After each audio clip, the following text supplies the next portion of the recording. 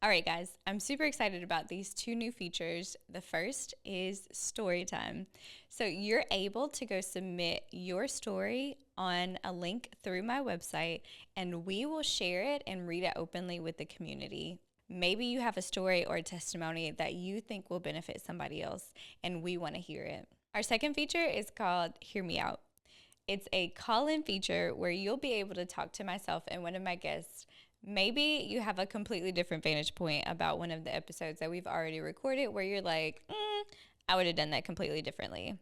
Or you have something that you're going through right now and you really need somebody to be a listening ear, and we're here to hear you out. Make sure to hit that like and subscribe button and stay tuned for the rest of this episode.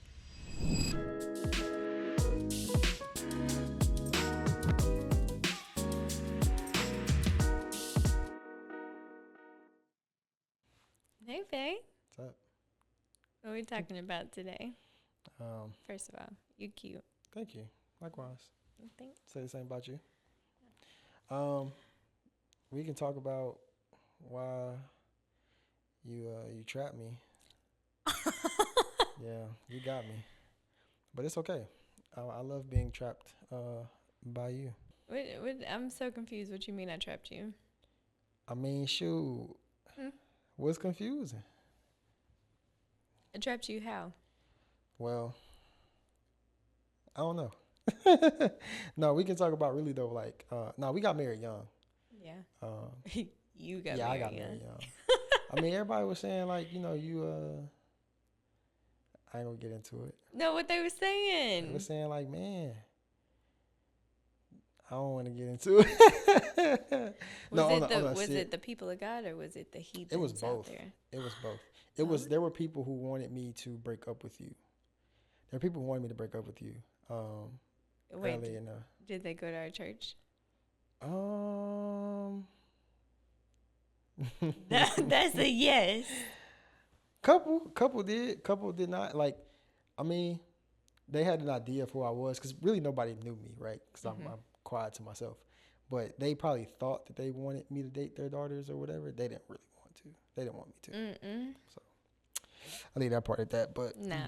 Yeah. That's wild. So they thought you were too young to get married. Some, yes. We tried to get married young, though. We were like We did. 18. No, I was not 18. No, 19, 20. Yeah. One of those two. If you were 19, I was 22. That's probably, honestly, about the time we tried to get married. Yeah. Yeah.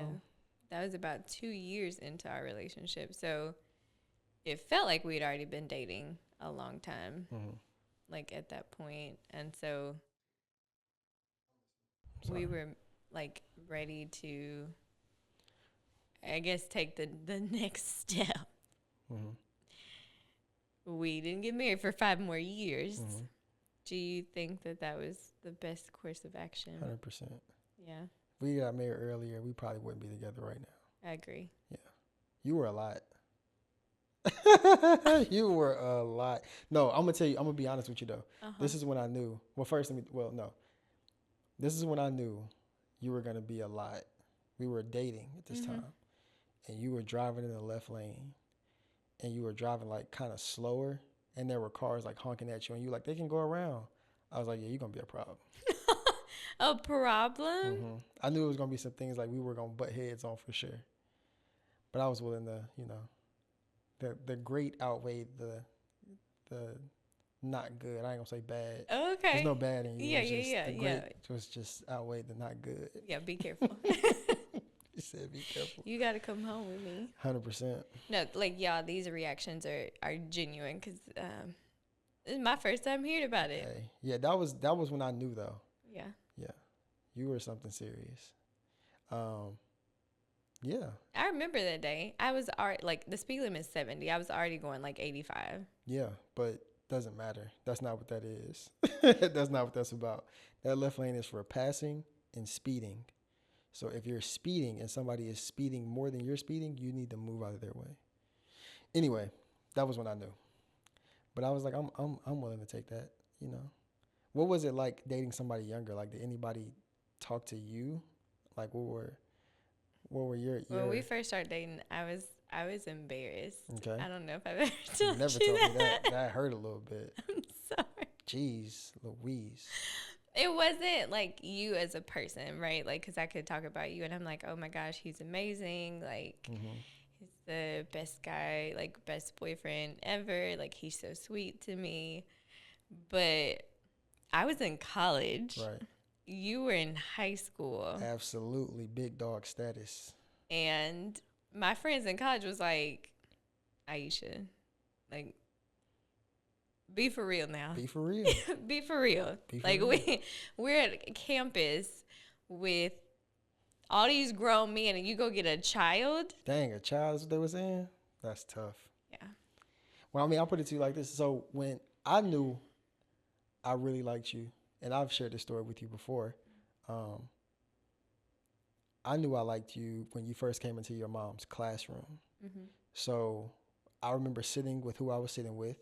I wonder if they remember too, but I was sitting at the table. You walked in, I was like, I'm gonna marry her. And they were like, nah, mind you, I'm in 7th grade at this point. I'm in your mom's class because your mom was my teacher. So I was at about 11th grade. You were in 11th grade. Mm-hmm. I'm in 7th grade. And I was like, I'm gonna marry her. And I remember when I'm saying, boy, that girl don't want you. That's a grown woman. You was in middle school. I said, I'm gonna marry her, watch. Like, want her. And then I remember your mom had like your senior portraits. This was the next year. She was my teacher, 7th grade, 8th grade. Mm-hmm. So the next year, your senior portrait was up there and I was looking at them and like on the desk and I'm standing next to your mom on the desk and I'm looking and your mom punched me in the arm. Bow. And she was like, don't be lusting after my daughter. I'm like, ow, what is lust? I don't know what that is. Talking about lusting after her. I'm just looking at the lady. She fine. Which is wild because my mom was your teacher in a public school and Yeah. she punched you. Yeah, but your mom was different though. She had that rapport with students like that. She had that stick. You feel me? I remember all that. Yeah, she had the stick. She had a stick in the drawer. Like it was not a gun because like that's Yeah, the term. no. It was like a physical stick. I think it was called like Mr. Get Right, Mr. something. Do Right. I never got hit with the stick, but she definitely punched me in the arm that time. It was from when she pledged. It was her Zeta Phi Beta stick. Got you. So Yeah. I just learned something new. But yeah, that was when I knew though. Yeah. And then when you started picking, like I think one time you dropped me off at my auntie house, and I was sitting in the car. I'm like, yeah, this feel right. That felt right. Me driving. Yeah. No, I'm saying like you that. in the passenger That seat. time of us just being together riding in the car, I was like, this feels right. Yeah. This feels right. So So not in 7th grade. I really was not studying you in 7th grade. By 8th grade, I was like, he kind of cute. Like he's slick cute. You know what I'm saying? But he's too young. Like I would never, because you were so young. You know, there's a little taboo. I mean, I was young, but I felt like I was mature. You are mature. Yeah, thank you. Like most of the time, I forget even now that we're not the same age or that you're not older than me. Yeah. Honestly, because you definitely carry yourself very well. Oh, thank you so Yeah. much. But yeah, so that was kind of the origin of when I knew that I was gonna marry, or I knew I at least wanted to date you seriously. You know, definitely wanted to do that. And then y'all started inviting me to church, and I remember that time. I remember I came to church, and that next either that Monday or that following week, your mom asked me how was church. I remember I'm coming out of the locker room, the boys' locker room, into the gym, and she was like, "How was church?" And I was like, "I mean, it was cool. All the girls were saying I was cute." And she was like, "Boy, that ain't why you come to church. You come to church to get saved and to learn about Jesus and to praise God." I'm like, "Okay, I'll see y'all Sunday." When I was pretty, everybody think I'm cute, so I'm coming. But I was really worried about you. I was like, but I also felt like, I couldn't really get to you. So I always kind of, played it cool, played it relaxed. But I always had the intention of dating you, though. So the wild part is there was a girl that went to our church. So I'm 3 years older than you. Mm-hmm. There's a girl that went to our church that was 3 years younger than you. I felt like we were too, far apart. Like, oh, he's too young for me, But I, right before we started actually dating, I tried to put her on you. Mm-hmm. Tripping. Which is wild.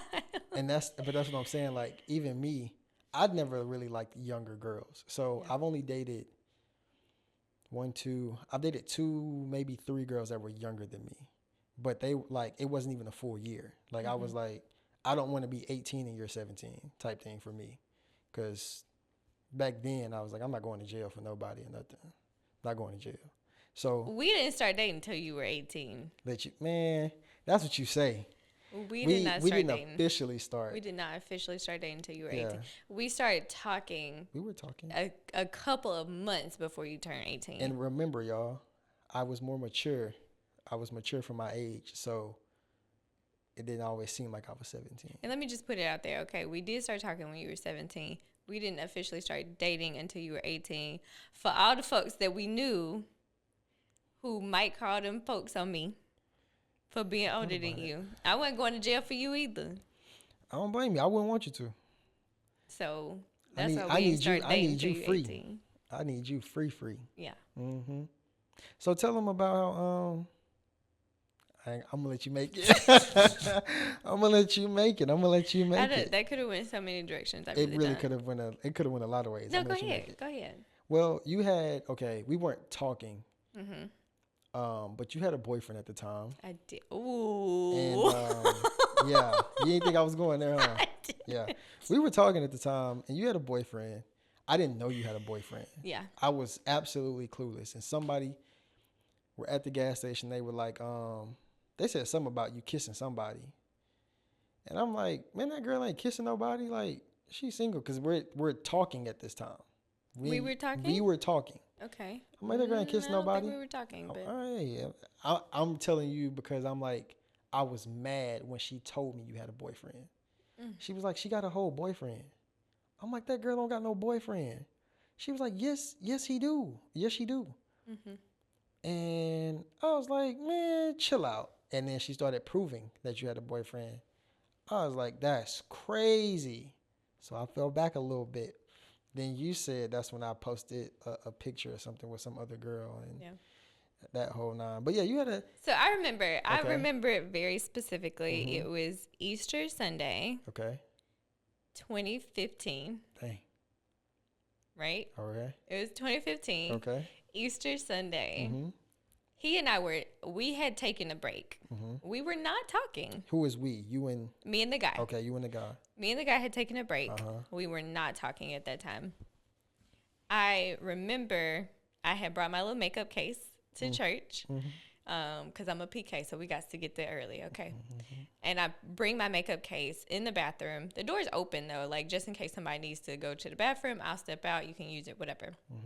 I see you walk by in the reflection of the mirror, and I was like, hey, Ty. And you were like, yes, ma'am. Cheesing and grinning. And I was like, when we get married? And you were like, let me get back to you. Now, at this point, I'm legitimately joking. I was legit joking. Don't make that face. But you came back to me, and you gave me an actual date. Actual date.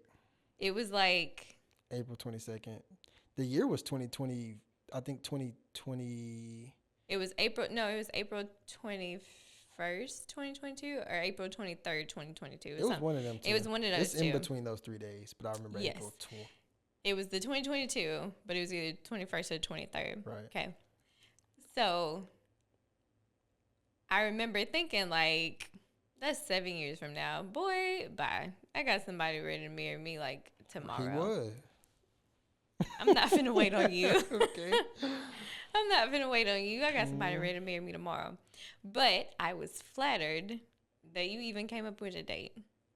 I didn't. Okay, I'll let you finish. So at this time, I'm still not talking to him. I said that to you, though. I was like, boy, ain't nobody finna wait 7 years. Okay. Later on is when you post that picture. I remember now, okay? You was sitting on the beach with another girl. Yeah. I didn't know who she was, but you put it on your Instagram. And I remember sitting there talking to my friend like, ain't no way. You had a boyfriend. I got so mad, I went back to him.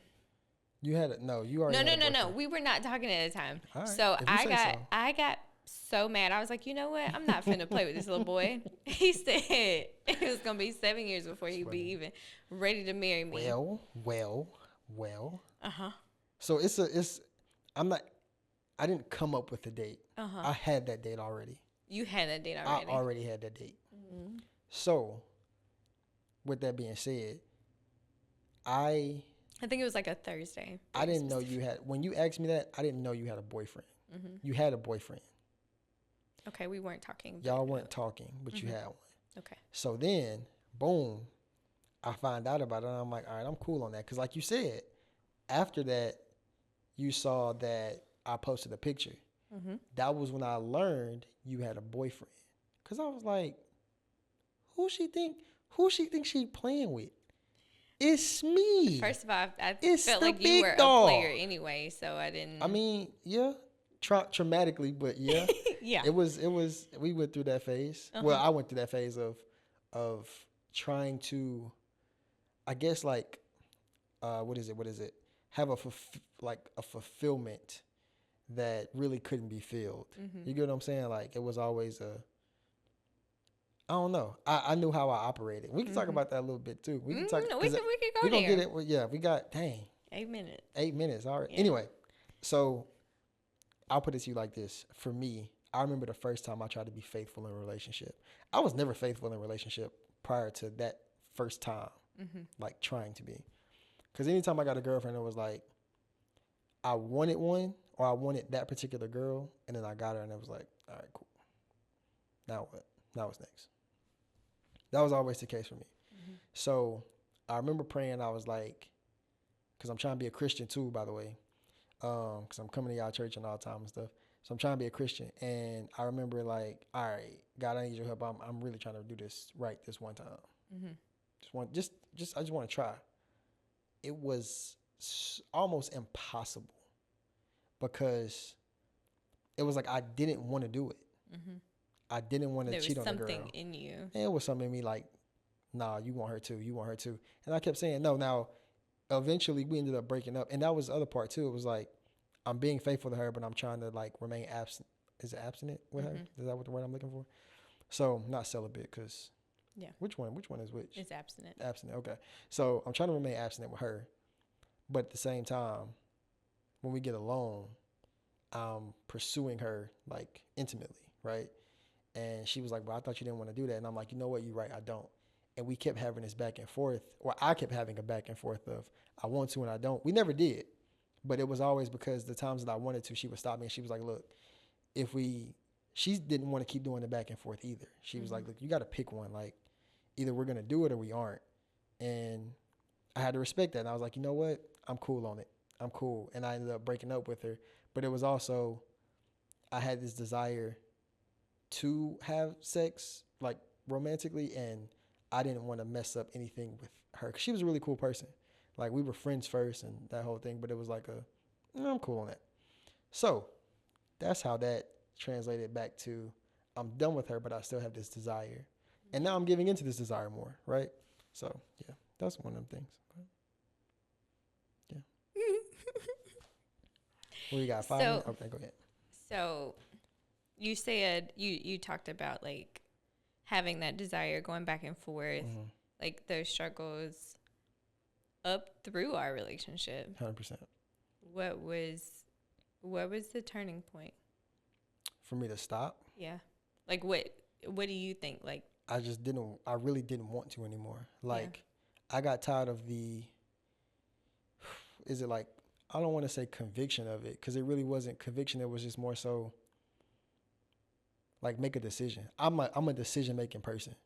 And because I was doing this back and forth, I'm like, no, I'm gonna make a decision. And that's when I really, once other things started to click for me, like once I started to develop more mentally, I was like, I don't want to do this no more. I don't want to keep doing this back and forth. Pick one. If you're gonna do it, be committed to it. If not, don't. Right. And so even when I'm trying to see, so we can, like that instance where Prophet Greer, he came to the church, and while we were dating. This is while we were dating. While we were dating, I was talking to other girls, right? And so I had been praying. Now I remember this so clearly. I had been praying. I'm like, God, I don't feel like you see me. Like, I keep talking about this. I don't feel like you see me. Like, okay. And this is before I made the decision of I don't want to anymore. And I was like, I don't feel like you see me. And prior to that, it felt like every time that I would minister or preach or whatever, do our Bible study, I felt like I was always hurting people, like with the words that were coming out of my mouth. Like it was never really encouraging. It was more like, here's what the Bible says, here's how we're living, we're doing this wrong. Anyway, I get up to we're doing parking lot. Me and one of my good friends were doing parking lot. And I'm telling him, I'm like, I don't want to go inside for some reason. I've never had that feeling. I'm like, I don't want to be inside of there. Don't know who this dude is. He came all the way from sorry, y'all. He came all the way from Texas. Mm-hmm. Never met this man before in my life. And he said, or I didn't want to go into the church. So we go in there, he gets to preaching, he cutting everybody up. And I'm talking about, this is like towards the end of service. Really the whole service, he was cutting people. Like he was like, this you and you doing this. He calling people out for their sins and, you know, like rightfully so, like with a good heart. And I'm like, dang, this tough. And then he said, there's 5 people in here with a lying spirit. I'm like, oh snap. And he said, it's 5 people in here with a lying spirit. Come up here to this altar now. I wasn't finna move. I knew he was talking about me. I wasn't finna move. I did not move either. Something grabbed me. I did not. I'm talking about like I stole something by my shoulder and pulled me up there. I'm sitting in the seat. I'm not moving. I'm not getting up. He said, it's 5 people in here with a lying spirit. Got back to doing what he doing. And then in the middle of a sentence, it's 5 people in here with a lying spirit. Man, that thing pulled me up there so fast. It was me and one other person. I ain't gonna put him out there like that. And he, as I got up there, he walked over to you and he was like, are you dating? Or are you single? Or is your boyfriend in here? And you pointed at me and everybody kind of laughed. And he looked at me. He was like, the one with the lying spirit? And everybody was like, And I was like, and I'm over there laughing embarrassingly, but I'm like, yeah. And then he walked over to me and he was like, what's your handle? I'm like, what do you mean? He was like, what's your handle? Like, what do, basically you're like a Twitter handle or a username. Basically, I didn't know what he was saying. I guess that's older folk talk. And I was like, I don't got a handle. He was like, yeah, you do. He was like, and you talking to a lot of girls too. He was like, you're not faithful to her. And I'm like, who is this dude and why is he? But it was, I remember he looked at me and it was like a look of I know more, but I'm not going to say it. Mm-hmm. I know more than what I'm saying right now, but I'm not going to say it. Because he had me apologize. You know, we did that whole thing. And he could tell I was sincere, but for me, that moment was more so, okay, God, you do see me. It wasn't really although it was embarrassing overall for both of us, more so I believe you in that maybe. I don't know. I don't want to speak for you in that, but it was like, for me, it was God sees me. That's all it was. And I was like, dang. And so that next night, Robert Johnson came and everybody he called out, I'm telling you, I can remember this so clear. Everybody that Prophet Greer called out, Robert Johnson came and sold them back up, like sold them. And I'm like, man, when is he gonna come to me? I'm like, God, please come to me. Please restore my image in this church or whatever. And he walked up to me. He took his glasses off and said, hold my glasses, son. And got back to preaching to everybody else. And then he came back and got his glasses and that was it. I was like, no. You got one more person, bro. Come on with it. And he closed out. And I was like, oh, snap. After that, God was like, that's what it would feel like if you keep cutting people open and you don't have anything you're not using my word to bring them together, like sew them back up. And I was like, dang, because I felt like garbage, but yeah. Ooh. Mm-hmm. So the first thing I want to highlight is that you said you were actually like ministering at that time. You were preaching and you were still struggling with that. 100%. And then on the opposite side, you felt like you were using the word of God, that double-edged sword. Telling you. Slicing and dicing the folks that got stabbing people. I wouldn't even slap them. Yeah, right in the jugular. Right. And you weren't like using the word to sew them back up, to heal them. Last interesting thing that you said, because I remember today, 100%. like the back of my hands. 100%. Okay. But the interesting thing you said was you wanted him to restore your image. Mm-hmm. So like, not I fully want to change. I just want people to see me in a certain light. Right. which is wild because I had people come up to me after service and they knew he was spot on for everybody else. Right, same. But because of how you presented yourself, they were like, I don't know about Ty's though. Yeah. Like, I just don't see that with Ty. Like, I think he might have missed on Ty. Mm-hmm. Like, I had people coming up to me saying that. Me too. They asked me. I remember that day, and yes, I was embarrassed. Mm-hmm. Sorry. But I knew that everything was going to be okay. Mm. Because he looked you in your eyes. And I knew, like, yes, everything else that he had said was 100% true. But he looked you in your eyeballs and he said, it's okay. You're going to change because you really care about her. Yeah. And you shook your head, yeah. So as embarrassed as I was, like, I'm like, he was 1,000% right, like, on all this other stuff. And I had an encounter with him when I went to Texas for the New Year. And so I knew the man of God was spot on. Yeah. Okay, because he was like, oh, go over there to get that chocolate I put aside for you. This man didn't know I was coming to church. And I'm like, oh, like, well, I only like frozen chocolate. He said I stuck it in the freezer this morning. Crazy. And I'm like, well, I only like frozen dark chocolate. And he was like, go look at it. He was different. And it was frozen dark chocolate that he had stuck in the freezer that morning before I had. He was different. Yeah. And when I went to church in Texas is around the time that you and I started talking. And he told me, out of earshot of my mother, because she was sitting in his church, he said, your love life is getting ready to get better. So I was torn, like on both ends of the string. Like I was just unraveling on both ends. Because he told me to break up with you when I was in Texas. He's the one person, because there are a lot of people that told you to break up with me. And you broke up with me so many times. So many. I don't think y'all understand how many times. But he's the one person where I was like, man, you probably should listen to him.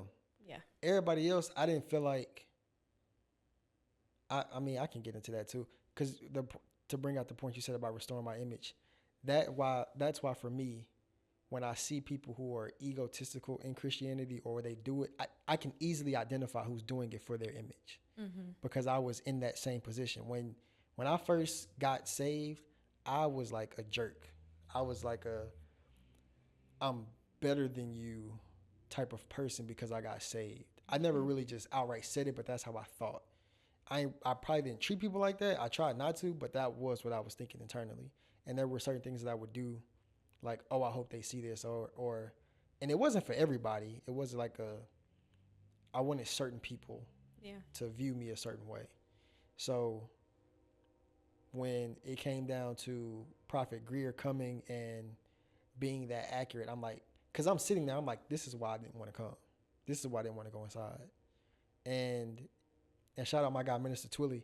Minister Twilly was, he was the only person to bring me closer to him. Everybody else was kind of like, I was cool with everybody. And like how you said, people didn't think that it was true once I told them that it was. They were like, oh, okay. And they kind of like, and rightfully so, whatever the, think. He was the only person to like bring me closer to him and like kind of like disciple me, And so it was, so that next night, once my image wasn't quote unquote restored, it was a wake up call. And I remember going to college and preaching, and I still had that ego stroke of people would come to me with their problem. People are coming to me with their problems. I've never met these people really before, and they're just telling them to me. You're a secure person. Secure, 100%. But it was overwhelming. Yeah. And I remember telling your dad, and that was the other thing too. Your dad set me down first about the tone of my messages. He was like, look, these are your brothers and sisters in Christ. Like you can't be whooping on them every time that you get up there to minister. Like you have to, And I was like, that's cool, but that ain't what God given me. Like that, when I'm reading, it really felt like these are the things that God is highlighting, the Holy Spirit is highlighting when I'm reading the Bible. I see all the other nice stuff, but when I'm reading it, because I guess it was more, stuff in me too, but those were the things that I was seeing. So your dad was like, look, you can't be doing that. And so when I get to this ministry or this campus and I'm ministering on campus, it's like people are coming up to me with all of their problems. And I'm like, I didn't sign up for this part of ministerial work. And because your dad, he was kind of upset with me for leaving that school because of what I was doing ministry wise. And I was like, bro, I don't think I was called for. I probably was, but I didn't feel like it at the time. I'm like, I'm trying to do basketball. I'm not failing because the school was easy school. School was easy, but I'm trying to manage all these other things. And then people keep knocking on my door when I'm chilling and they knocking on my door. Yo, you got a second? Yeah, what's your name again? Yeah. And or they're telling me their problems. Like, wait, before we get into all that, what's your name one more time? Because I don't know you. But it was just one of those image things. And so now, because my disdain for people who do stuff performatively. Yeah.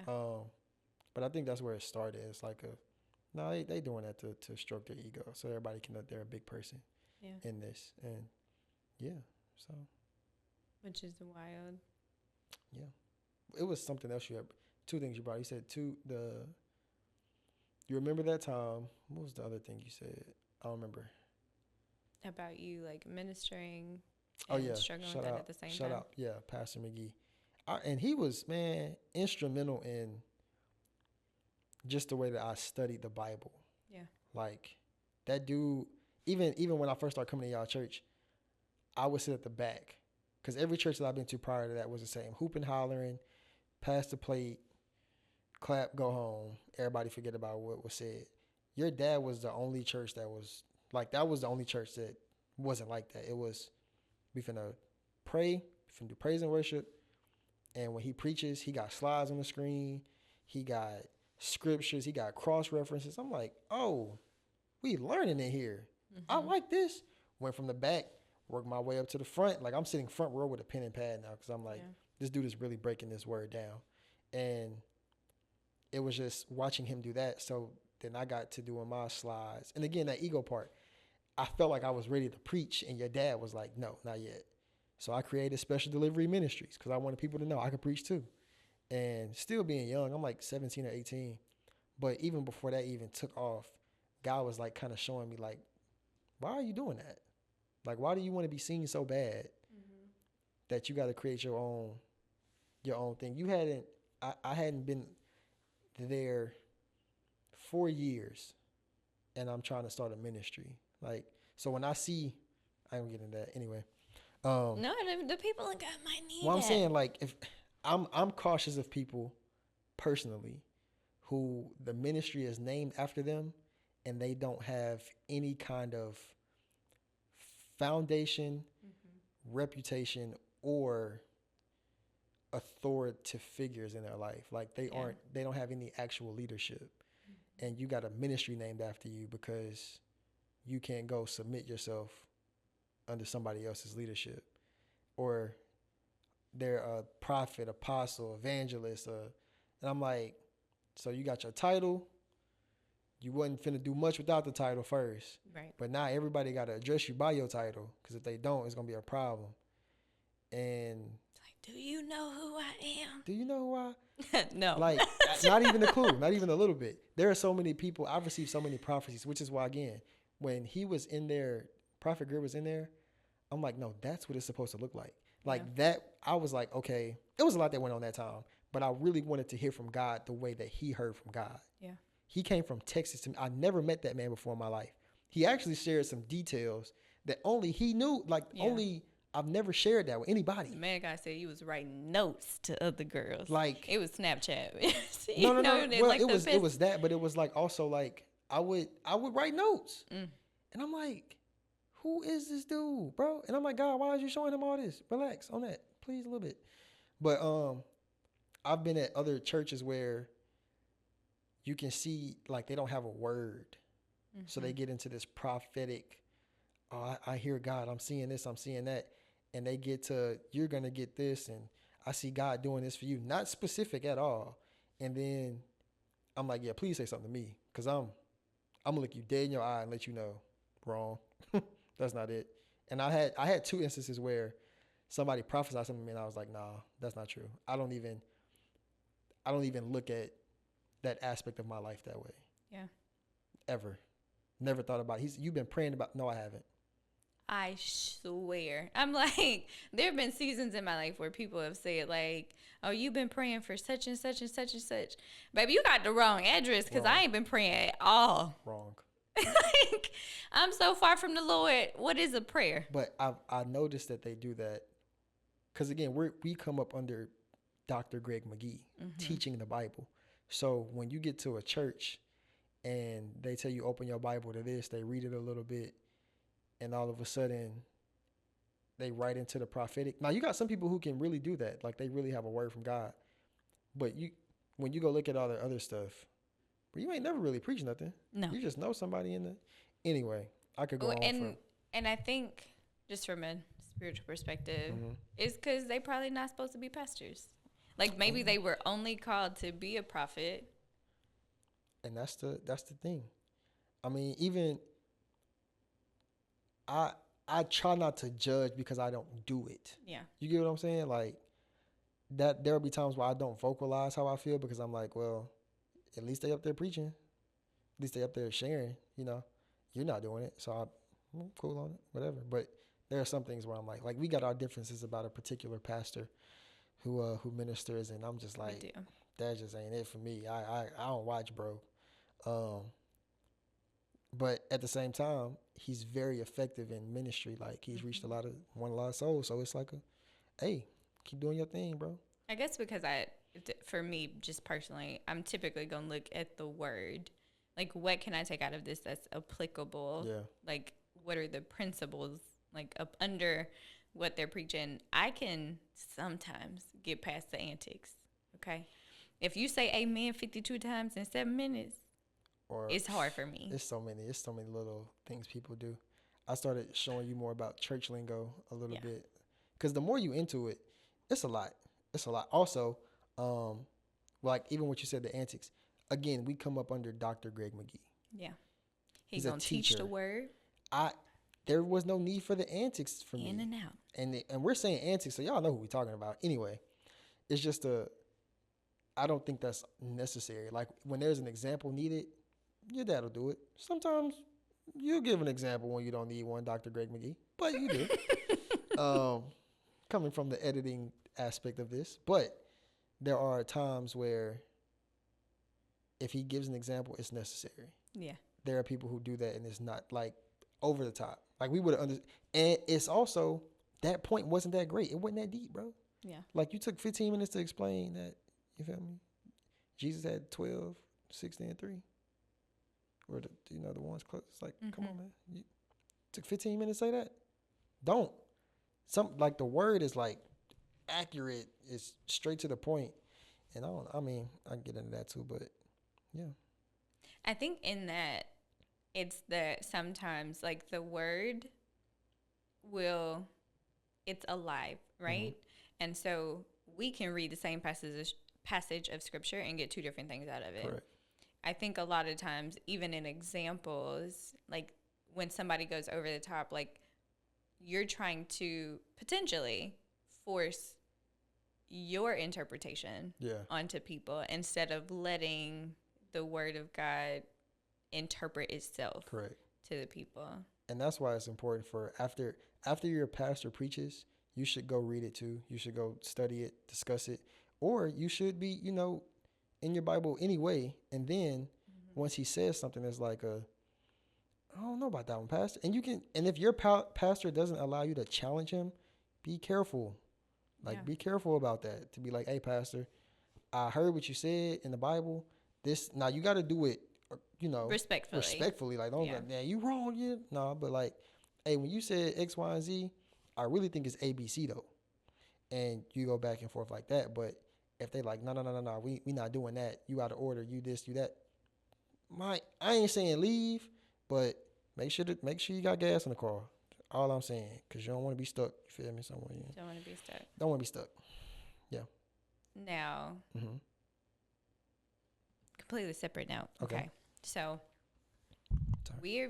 We now have been married That's completely separate. almost 2 years. Almost 2 years. It's been a wild ride. Roller coaster is an understatement. Wild. In the first year, we got pregnant. Yeah.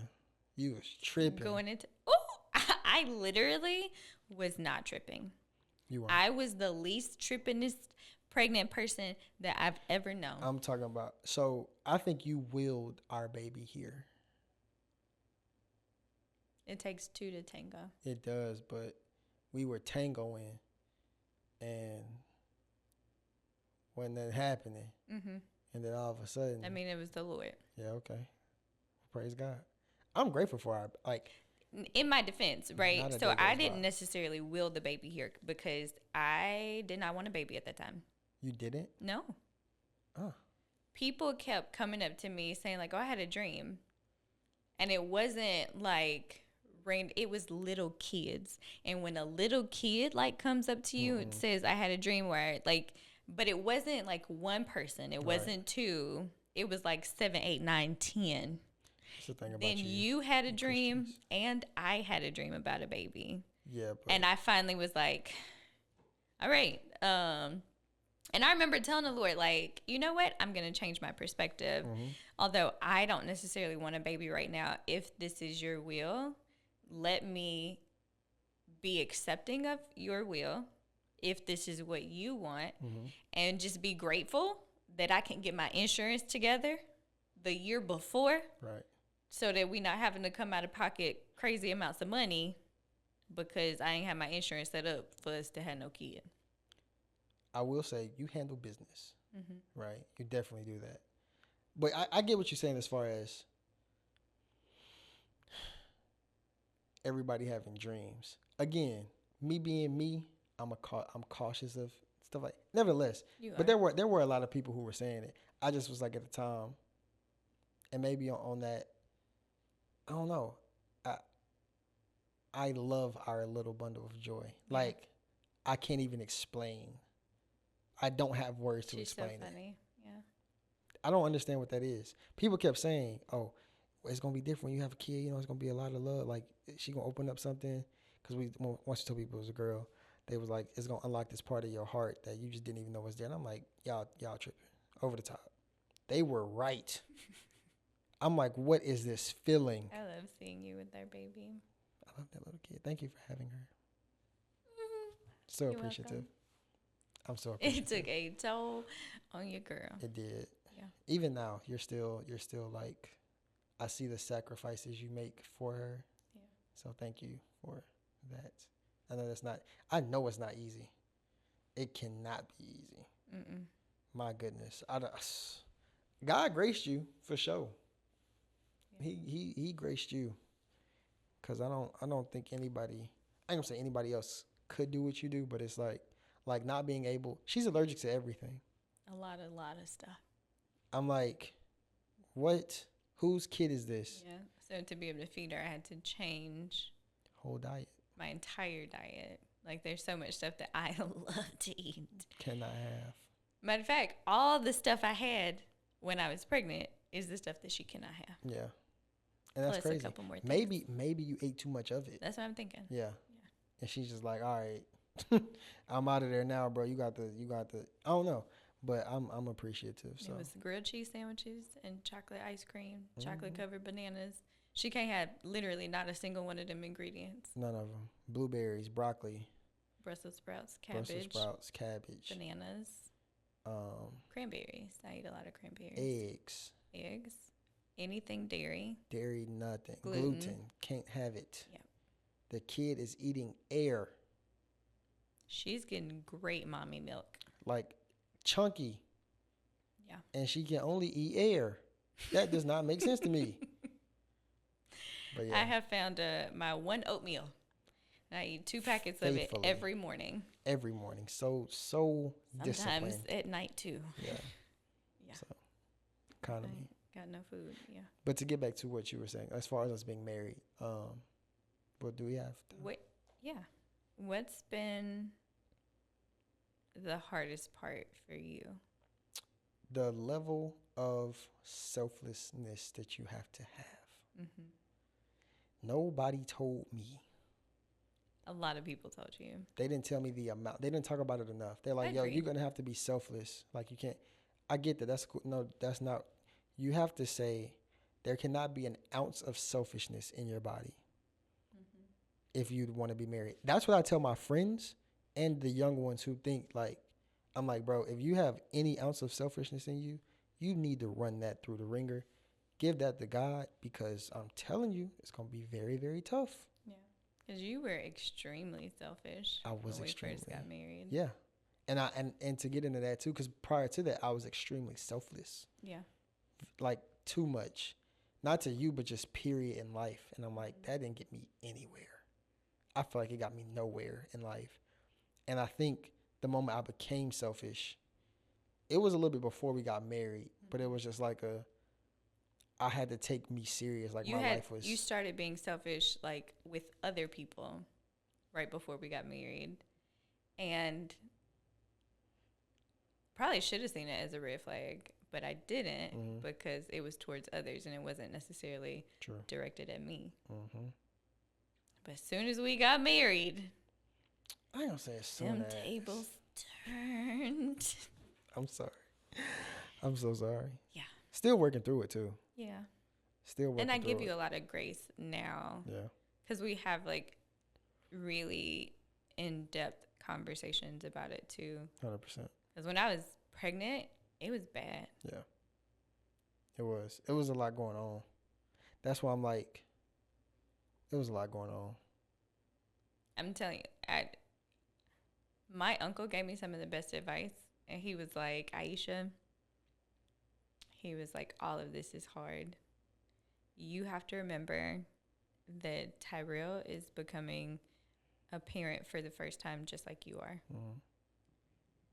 And that is probably one of the only reasons that I was able to give you so much grace and to really look at it from a different perspective and to kind of see, like, oh, maybe he's afraid. Maybe he's, like, burning the oil at both ends. Maybe he's, like, going through all these things. And I was at like a 3.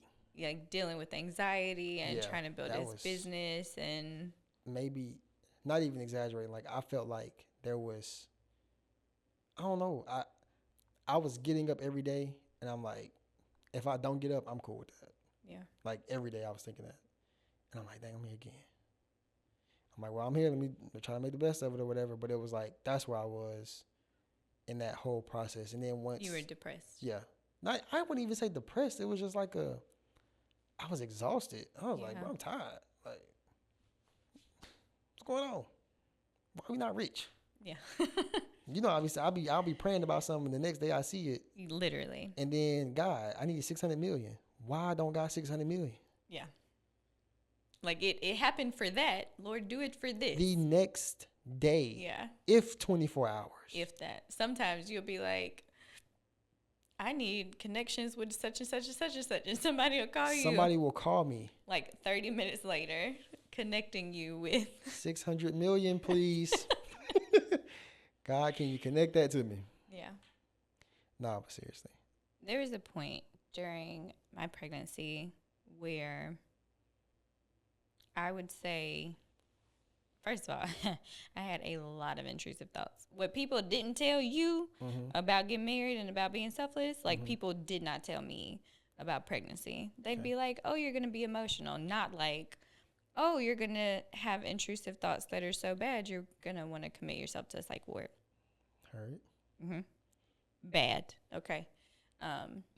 Psych ward? No, like legit. I believe it. Like me and Ash had these conversations, and probably one of the only reasons I didn't is because I talked to her, and she's like, oh, that's normal. What you mean normal? Yeah, you shared a couple of those. I'm like, that don't seem normal. Apparently it's normal. But honestly, some of them stemmed from like all the questions that I had, right? Like I shared my miscarriage story, me wondering if I was ready for a baby. And then on the flip side, like things with you and I were not the best at that time. And then I'm questioning like, what if I have to do this by myself? Like, what is that going to look like? Do I still want the baby if I have to do this by myself? But I don't believe in abortion. And so, I mean, there was like all these flip-flopping things. And I remember a point where I just kind of started wondering, like, are we going to get divorced? Definitely was a thought. It was a thought. And we sat down one night. It was like 11 p.m. because that's when you're most awake. Right. And we had a very serious, very honest, very open conversation. And I don't think everything got better that day, but I think that was the turning point for sure. Yeah. Where you were open, and you can share some of the thoughts that you were having at the time.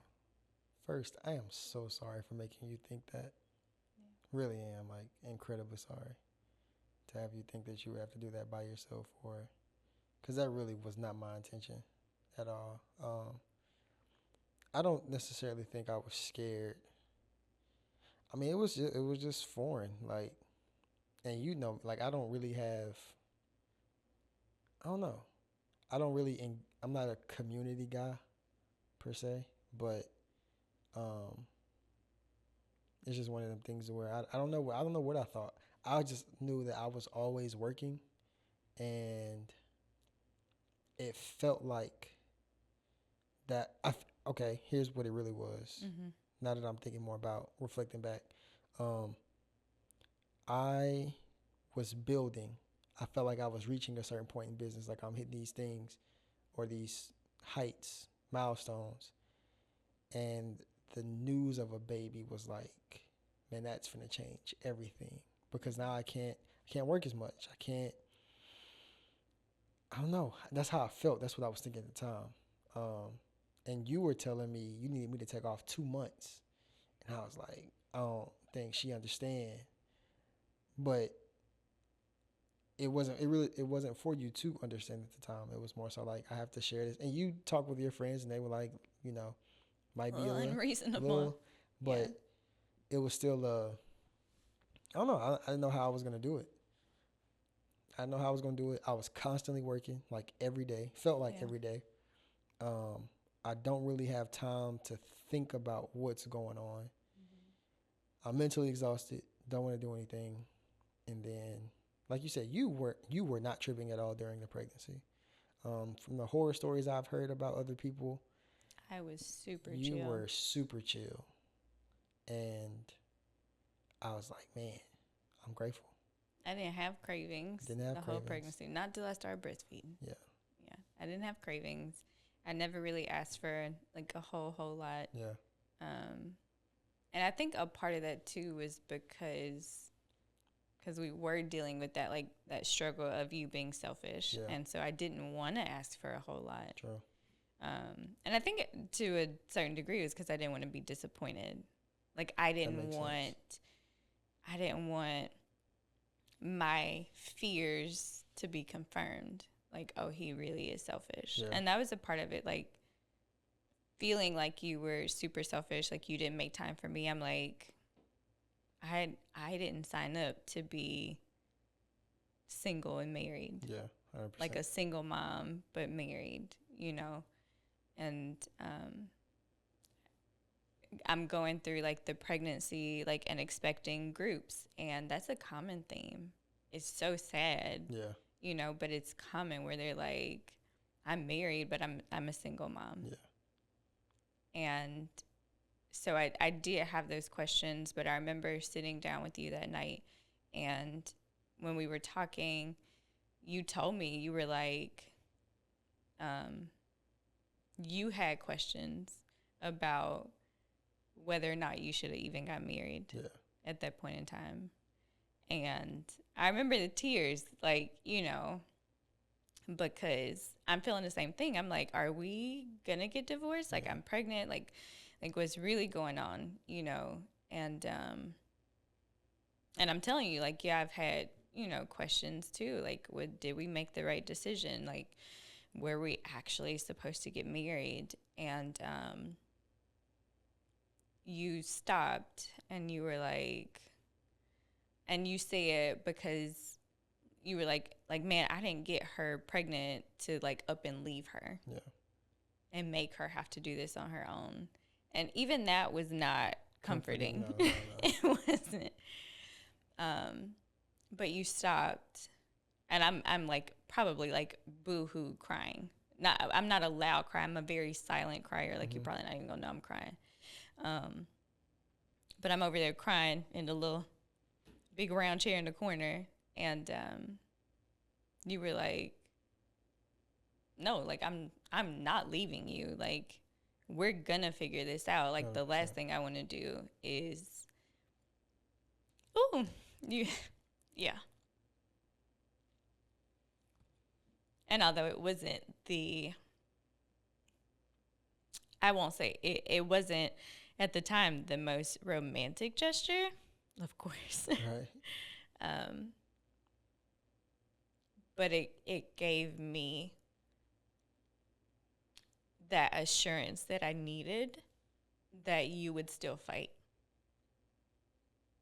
Ooh, okay. You can talk now. Yeah. I mean, you're worth fighting for. Yeah. 10 times out of 10, 365, 24/7. I was like, I had my feelings, I had my emotions, but I knew, I'm like, there's not a single person in this world I want to be with other than Aisha. Not a single person. And the more I'm thinking about it, I'm like, it's an argument, it's a fight, and we never really had those, but it was like, I felt like something was attacking us, which is why I'm like, no. And I had to vocalize, because I had been talking and giving so much power to those negative words. I'm like, it don't make sense for me to sit here and think the positive ones, you know? So I'm going to vocalize these too, because that's how I really feel. I'm like, I'm not going nowhere. I'm not doing that. This is what we signed up for, and this is what it's going to be. And the other thing too is, I remember even when we were dating, a little bit before, but really when we started, it was like even you doing the podcast, right? And I've told you before, I've seen you walk on stages. You would be having a conversation with somebody. It's almost like I don't want to say a vision, but you could be standing there, and this is in real time. And it's like if you were to like open the bag, you know how you open a bag in a movie and it takes you to another world. I would see you talking with somebody, but I would see a microphone on your face and you gracing stages and helping people. And like you were just powerful in those aspects. And I'm like, there's a reason God is allowing me to see that. And if I'm supposed to be the person to help her do those things, I definitely want to be the one to do it, right? And even if that's a different subject as far as like benefiting, but it was just so much in you that I knew needs to come out. The world needs to see more of you. They need to hear more of you, like, because you bring a genuine message about Jesus.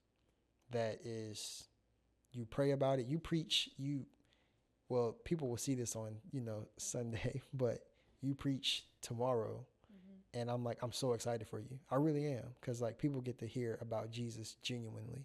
Yeah. Like seeing you meditate, pray, go over your messages, like, yeah. And so in that moment when we were fighting, and I think the enemy was fighting both of us, and we just weren't, like you said, I wasn't making time for you. Yeah, and we weren't verbalizing, vocalizing. Right. Our actual genuine thoughts. Right. Right. And getting through like the ugliest parts of them. 100%. Even now, one of the things that I've had to tell myself, like when we're in a struggle, is, Aisha, stop letting your feelings lie to you. Like, you know that your husband loves you. It's not always what you want it to look like. It doesn't always feel the way that you want it to feel, but he's showing you that he loves you in different ways, and I'll have to, like, it's one thing that I constantly rehearse. It's almost like an affirmation at this point. Like, stop letting your feelings lie to you. your feelings will cause you to forfeit your future. Because if I went based on how I felt when I was pregnant, like when we were at odds at that moment in time, if I'm like, well, I just don't feel like he loves me, and I gave up in that moment, then we wouldn't have like the happy family 100% that we have now, and like all the joy that we get to experience with our baby. And are there hard times? Like 1,000%. Right. Like, absolutely. It'd be hard at 2 a.m. Right. Okay. When you sleep deprived. But I have to constantly like tell myself, like, your feelings will cause you to forfeit your future if you let them. Yeah. Stop your feelings in that moment. I never understood when my dad would tell my mom that, like, you know, because we're in a culture where it's like, oh, my feelings are valid. Like, your feelings are valid no matter what you feel, how you feel. Like, you have a right to feel your feelings. And the reality is, my dad would always ask my mom, is that how you feel or is it a fact? And even now, like, I have to ground myself a lot in that. Like, is that how you feel or is it an actual fact? Yeah. And most of the time, it's just how I feel. I used to be like, how I feel is how I feel. Yeah. You know, and a bit. And see, and God really has been challenging me, like, to be better. Because I don't think people understand. Well, of course they don't understand. I don't talk about it. But, and y'all don't know me. Anyway, it's like I used to be so selfless that I felt like nothing was happening for me in my life. Yeah. So I started being selfish and I started seeing some progress, right? And now I'm to the point to where I have to rewire my brain because, like, I'm a flow person. You mess up that flow, don't worry about it. So I have to be better at being a husband, like being a selfless husband. And so, like, even today, kind of made me mad a little bit. I walked in and you asked me to make oatmeal. It's little stuff like that to where I'm like, Todd, do you understand what all she does for our family? Make the oatmeal. And it wasn't just, it was like, I forgot, I can't even remember what I was doing. I just felt so exhausted from doing that little bit of stuff, like running back and forth, doing that, coming back home. Because the night, like that last night, I'm up working on everything or whatever. And you said you were going to make it while I went to go handle that, came back, and then I walk in thinking I'm finna go to the back, start getting stuff situated. And you were like, oh, can you make my oatmeal? And I was like, but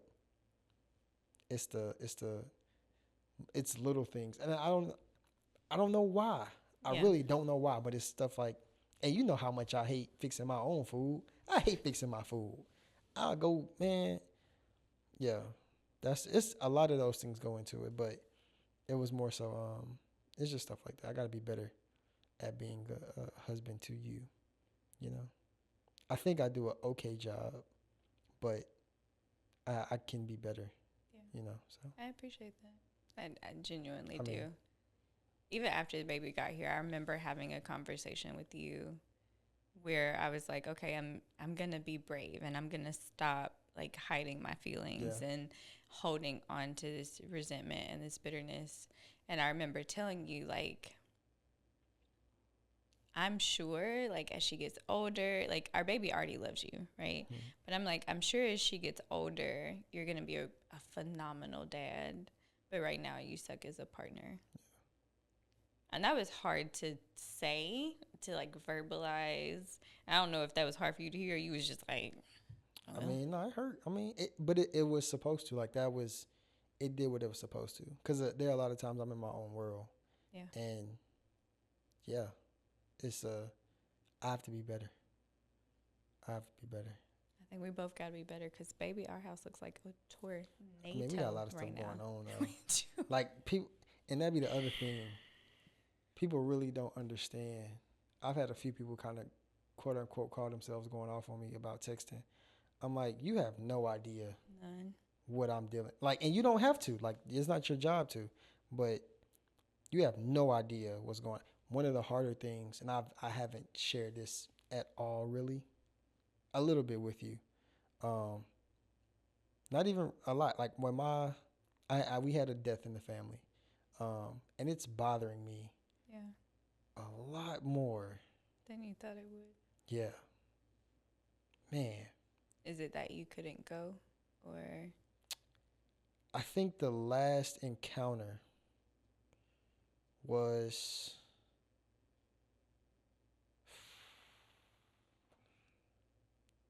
yeah.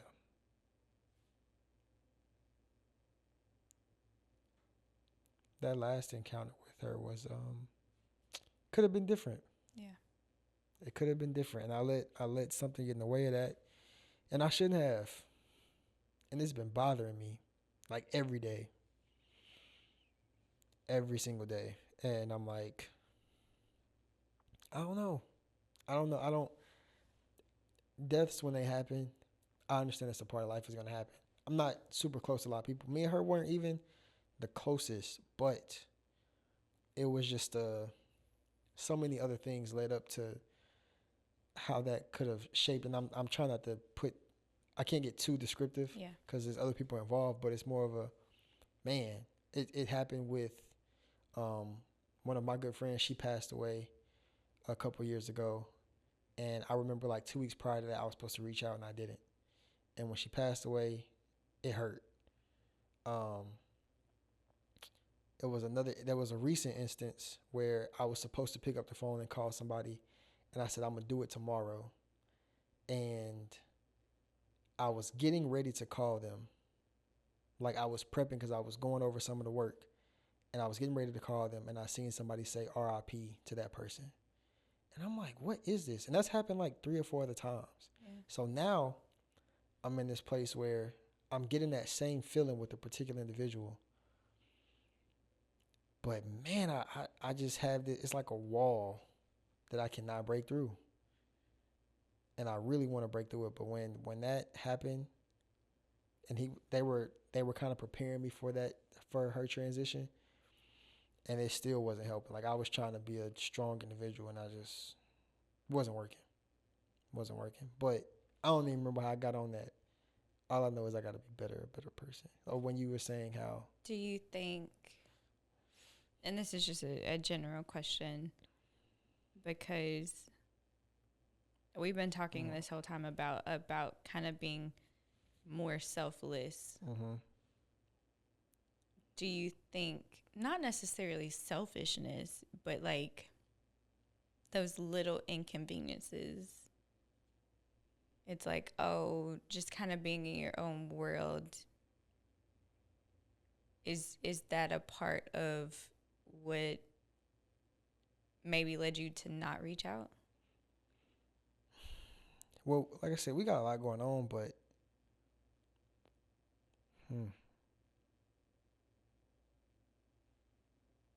I don't know. I kind of know, but I haven't like. I ain't really. I don't know. It's something that I've tried to work through on several occasions, and it just keeps kind of coming back up. It really does. It keeps coming back up, and I know one of my good friends and clients who's a therapist. She might watch this and be like, "That's why you need to come." I've never been a therapy guy because growing up, I've always dealt with my own issues internally. I tried, y'all. You tried. You'd be trying. Like, I talk to myself. I talk to myself. Me and myself work out our problems. That's why I'm like, even in this case, I'm saying I don't know. I know, but again, I don't mind sharing personal things, but there are some things that are like, this is just too personal right now, and I haven't had conversations with that individual. Yeah. That like the ones that I really want to have, but everybody's in a place right now where, I mean, it impacted me, but it impacted them even more. You get what I'm saying? So it's like I kind of got to swallow that, and it just is what it is. But being in my own world, things that inconvenience me because I know that I have to still get it done, you know. I remember the time where the person challenged me, but I shared with them, I'm like, man, look, once everything is said and done, if I help y'all, it's 12 people doing this. I count it. It's 12 people doing this. But once all of this is done, all of y'all get to go home. I still got to be here for another 30, 45 minutes to do this because none of y'all can do what I do. And it's not because you're incapable. It's just I've studied it for so long. I practice it. I got to, I know how to do it. Y'all don't know how to do it, which is because you're not in that space, right? I'm not a handyman. Don't ask me to build nothing. I ain't in that space. Mm-hmm. But when it comes to equipment, all this type of stuff. So I'm like, I shared that with them and they understood what I was saying. I'm like, yeah, if I help, it cuts y'all time from 30 minutes to 28. But no, in reality, like 20, 15. Yeah. But y'all go home. Mm-hmm. Like everybody gets in the car and leaves. Or I can do my stuff for 30 minutes. Y'all can do y'all stuff for 30. And everybody go home together. At the same time. And that was kind of even some of our conflict early too. And yeah. It was like when I felt like nobody cared about my business the way that that I do. Mm-hmm. And they're not supposed to. It's not their business. But it was always, I'm helping other people accomplish what they need to. And I can't count on anybody to help me accomplish what I need to. And that's what I mean by I wasn't seeing any progress in my life. Mm-hmm. I'm seeing I'm helping them and they're moving on to the next phases. Mm-hmm. I wasn't seeing those next phases in my life because I'm always too busy helping everybody else. And then that transition to I think that like boundaries definitely comes into play with that. Like you do have to prioritize like the things that God has given you to do. Right. And then if you are able after that to help, like, oh, if I get done in 15 minutes and y'all still doing such and such, then I can help. Yeah. You know what I'm saying? But I definitely think boundaries. Yeah. I have, and you were adamant about, because I didn't have those early either. Mm-mm. You were very upset with me about not having boundaries. Very. And I'm like, and I'm not really, I'm hearing myself now, and it seems like I'm making excuses again and again. Because I really might be our conversations. But I'm like, to me, excuses and reasons are different. It's very, very different to me.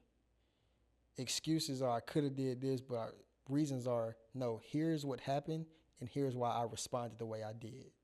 Or here's why I didn't respond at all. Excuses are, for instance, I hired somebody to come help me, and they show up 30 minutes late. Well, you knew that this was coming up.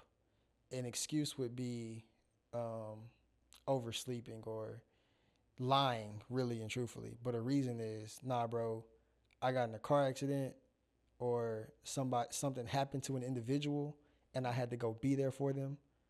And I had to, I can understand things like that. Yeah. You know what I'm saying? So if that makes sense. I don't know if that makes sense, but it does. But I've always heard that excuses are just reasons that you give yourself to not accomplish the task. And that's what I'm saying. It depends on who the individual is. Yeah. So it's like if I don't do something, and you know me, if I don't do it, it's because I didn't want to do it. I'll do things that I don't feel like doing, but if I don't want to do it, it's not happening. So it's I don't know. Yeah, I just stopped nagging you on stuff. Like, you definitely did that. I just stopped. I'm like, I'm not going to nag. I'm not going to complain. If the Lord puts it on your heart to do that thing, then he's going to put it on your heart. Because when I read the Bible, it tells me it's better to dwell on the rooftop than in the house with a nagging and contemptuous woman. So I'm not. You would do things like I would be getting ready to do it, or you'd be mad at me because I forgot. You hate it when I forgot something. Yeah. And I'm like, that's a great example. You would ask me to do something. I'm in the middle of doing something already, and you would ask me to do something, and I'm like, okay, I'll do it in a second, and then I forget. To me, that is a reason again, I am a flow person. Yeah. So I'm in the flow of doing something. You've interrupted it. I'm like, and then I get back into my flow. I done forgot. But if that wasn't who I was as a person, like, I can get why it would be frustrating. For sure. I'm like, I get it, but like set a reminder on your phone. Set an alarm. Just in case. Like if you know you're a forgetful person, set a reminder. I probably forgot by the time I'm walking back to what's going on. Like it ain't even, I'm finna sit at my desk and get back to it. It's like yeah. So really quick, y'all. I love doing this podcast. I love editing, right? I just made the worst mistake. Right now it's just me and my wife. in the booth, Mm-hmm. in the editing studio, Yeah. and I mistakenly forgot to press record on her angle, and I'm Well, so you sorry. thought you pressed record, but you actually stopped I it. thought I pressed record and I stopped it. And I thought I made every precaution to make sure that everything is everything. Yeah. Boy, was I wrong. I'm so sorry. It's okay. Really great segment. They're not going to get to see my ugly cry up And close maybe and that personal. worked out. That worked out for you. Didn't want that showing, huh? You got me. I know you said you wanted to, because how we do this, y'all, if you don't know, we operate in segments. For my editors and my video camera people out there, you know that A7 III does not record full. You have to take a break, take a pause. Mm-hmm. So we take breaks in between each segment, especially when they're really, really good, to give the cameras a break. And I forgot to press record. So rookie mistake. It's okay. It's not. It's not okay. It is what it is at this point. My mood. Gonna let it do what it do. Oh my gosh, my mood. Gotta let it do what it do, babe. Working through it though. Yeah. It's okay. I play footsies with you. All right. It's making me feel better. It does. I love you. I love you more. Yeah. Yeah. Thanks for letting me be on your podcast. I'm very proud of you, by the way. Yeah. When you said you wanted to do it, I was like, bet. So ready. Been waiting for this moment. So to see you flourish in it, and you're getting a lot of reviews, and people are really being impacted by what's being said on your show. So thank you for It's doing wild this. to me. Yeah. Like, it's a crazy thought that, like, my ultimate goal is for people to, of course, love the life that they live, but to ultimately, like, truly be healed. Yeah. And so when I read that, like, oh my gosh, this was just what I needed, or this helped so many people, like, ooh, I get a little teary-eyed, because, like, that's the goal, right? I'm a firm believer that you will always be as sick as your secrets. And so if you can see, like, that you identify with somebody else, it gives you a little bit more boldness to be like, yeah, like, I struggle with that too. 100%. So when it's not a secret anymore, the enemy can't use it against you. Yeah. And I love that. I love that for you. Thank you. People are really, and you care about this. I do. That's the part that people don't really get to see behind the scenes. Is like you care about it, and you pray for people. So, like if I see a comment like, man, I identify with this, like, as soon as I see it, I'm like, I'm praying for you. Yeah. You know what I'm saying? Like, if it seems like that's something like that you're still struggling with, or you're still having a hard time, and if your name on there, I'm praying for you. If it's not, I'm praying for your username. User 00407895321. Get some more usernames out here, y'all. Whoever you are. Yeah. Definitely gonna pray for you. Yeah. Thank y'all for tuning in, for supporting, for listening. It really is. It's an honor for me. Awesome. Do you want to pray us out? I do. Okay. Or you want to pray us out? I can't. This is your podcast. I am a guest on your podcast. I want to pray for marriages. Okay, let's do it. Yeah. Okay. Father, I thank you so much for every person that will watch this video, whether or not they're watching it with their spouse. But Father, they are struggling internally, externally. There is something spiritual that's coming against them, that's coming against their marriage. Maybe they are struggling with what we talked about, with that selfishness, with pride, with egotistical ways. Father, would you help us to want you to win more than we want ourselves to win? Help us to really submit ourselves to you, to really give our trauma and our even the things that we are hiding. God, give our secrets to you so that we can ultimately be healed from them, so that we can come together on one accord and we can be all that you've called us to be as married couples. I pray for peace in their hearts, in their minds, and in their households. And it's in the mighty name of Jesus Christ that we do pray. Amen. Amen.